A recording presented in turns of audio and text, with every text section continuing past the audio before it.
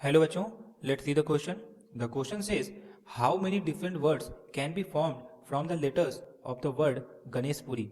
In how many of these words the letter G always occupies the first place? तो हमसे बोला हुआ है कि जो वर्ड है गणेश पुरी, इसके लेटर्स का इस्तेमाल करके हम कितने वर्ड टोटल फॉर्म कर सकते हैं, पहला क्वेश्चन। दूसरा क्वेश्चन से बोला हुआ है कि हाउ मेनी वर्ड्स, मतलब कितने ऐसे वर्ड फॉर्म होंगे जिनमें जो हमारा जी होगा वो हमेशा पहला स्पेस ऑक्यूपाई करेगा।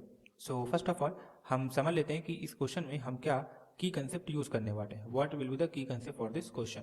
बेसिकली इस क्वेश्चन को सॉल्व करने के लिए हमें मतलब इंटरप्रिटेशन आना चाहिए एनपीआर का। आखिर एनपीआर का मतलब क्या होता है? सो एनपीआर ये हमें बताता है परमुटेशंस के बारे में। NPR it tells about permutation. अब परमुटेशन क्या होता है? Permutation is nothing but the number of, यहाँ पे क्या होता है, ये होता है number of ways of arranging R items from a set of N items, R items from a set of N items.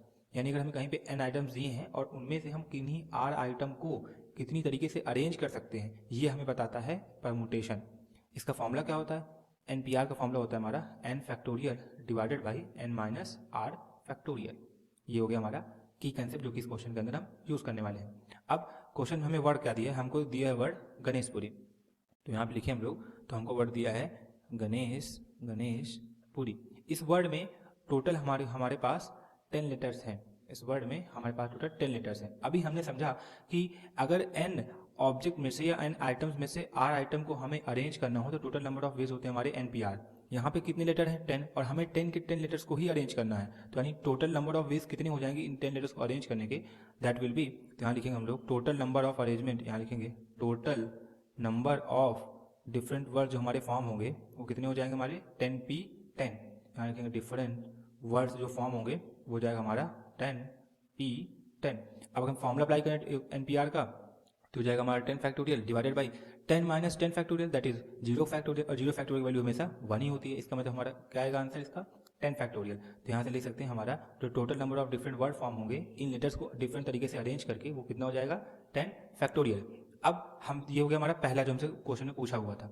अब दूसरा अगर आंसर देखें तो दूसरा बोला हुआ है कि अगर हम जी को पहले वाले प्लेस पे फिक्स कर दें तब कितने वर्ड फॉर्म होंगे।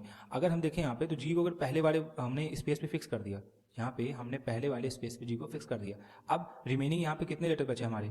9 लेटर्स। तो यानी अब हमें सिर्फ इन 9 लेटर्स को ही अरेंज करना है। मतलब इन 9 लेटर्स को अरेंज करने के कितने तरीके पॉसिबल हैं हमें ये बताने हैं। तो ये कितने हो जाएंगे? तो यहाँ पे लिखेंगे हम लोग टोटल नंबर ऑफ डिफरेंट, यहाँ लिखेंगे हम लोग different words with G at first place, with G at first place. अभी हमने यहाँ पे समझा कि अगर हमने जी को पहले प्लेस पे फिक्स कर दिया तो अब हमें सिर्फ 9 लेटर्स को ही तो अरेंज करना है। तो 9 लेटर्स को अरेंज करने के कितने तरीके हो जाएंगे हमारे?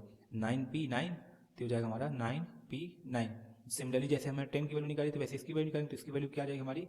9 फैक्टोरियल। इसका मतलब हमारा जो फाइनल आंसर आएगा इस क्वेश्चन का, पहला तो हमारा क्या आएगा? पहला आएगा हमारा 10 फैक्टोरियल और जो दूसरा आएगा वो आएगा हमारा 9 factorial. So this is the final answer to this question. I hope you have understood everything very well. Thank you and all the best.